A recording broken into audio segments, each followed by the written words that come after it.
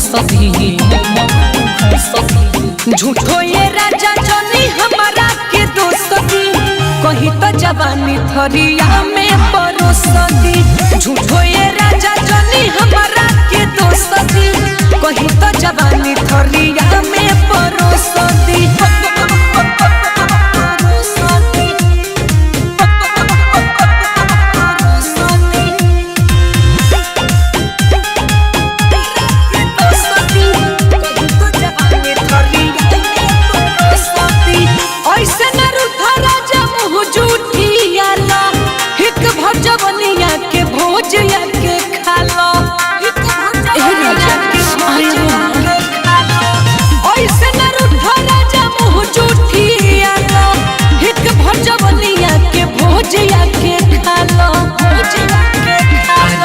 प्यार के तोता हमारे खोता में पोसती।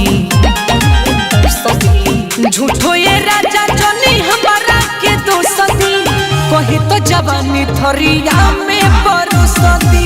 झूठो ये राजा जनी हमारा के दोस्ती, कहीं तो जवानी थरिया में परोसती।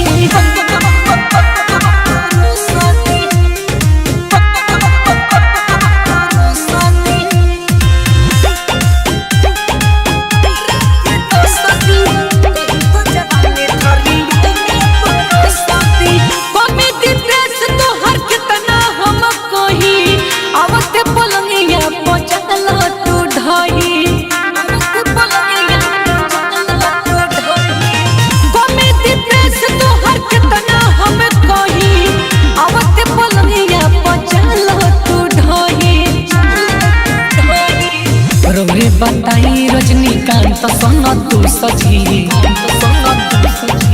झूठो ये राजा जनी हमारा के दोस्ती, कहीं तो जवानी थरिया में परोसती। झूठो ये राजा जनी हमारा के दोस्ती, कहीं तो जवानी थरिया में परोसती। आज की रिकॉर्डिंग स्टूडियो बेतिया।